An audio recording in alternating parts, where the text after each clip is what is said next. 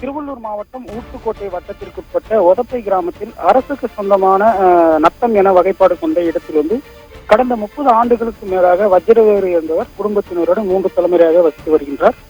இந்த நிலையில் பார்த்தோம்னா வஜ்ரவேலு குடியிருக்கும் இடத்தில் கிராம சுகாதார நிலையம் கடந்த 40 ஆண்டுகளுக்கு முன் இருந்ததாகவும் அந்த இடத்தில் மீண்டும் அரசு சுகாதார அதாவது அரசு துணை சுகாதார நிலையம் கட்ட இருப்பதாகவும் உடனடியாக நத்தம் வகைப்பாடு கொண்ட இடத்தை வஜ்ரவேலு அவர்கள் குடும்பத்தினர் காலி செய்து தர வேண்டும் என உயர்நீதிமன்றத்தில் ஊராட்சி நிர்வாகத்தின் சார்பாக வழக்கு ஒன்று தொடுக்கப்பட்டது.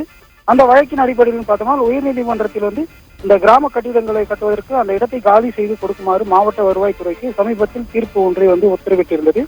இந்த நிலையில் ஊத்துக்கோட்டை வட்டாட்சியர் மதன் தலைமையான வருவாய்த்துறையினரும் அதே போன்று உள்ளாட்சித்துறையினர் மற்றும் காவல்துறையினர் ஜேசிபி வாகன உதவியுடன் தீயணைப்பு துறையினருடன் அந்த இடத்தில் அந்த ஆக்கிரமிக்கப்பட்டிருந்த இடத்தை அகற்றுவதற்காக வந்தபோது பார்த்தோம்னா அந்த சம்பந்தப்பட்ட வஜ்ரவேலு குடும்பத்தினர் அந்த இடத்தை இடிப்பதற்கு அதிகாரிகளுடன் வாக்குவாதத்தில் ஈடுபட்டனர்.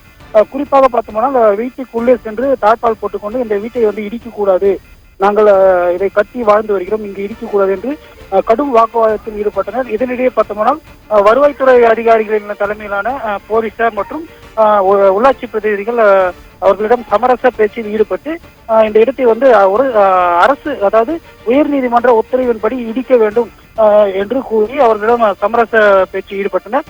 இருப்பினும் பார்த்தோம்னா அந்த குடும்பத்தை சேர்ந்த நபர் ஒருவர் அங்கிருந்த உயர் மேல்நிலை நீர்த்தேக்க தொட்டியில் ஏறிக்கொண்டு வீட்டை இடிக்கக்கூடாது, இல்லையென்றால் நான் நீர்த்தேக்க தொட்டியிலிருந்து கீழே விழுந்து விடுவேன் என மிரட்டல் விடுத்தார்.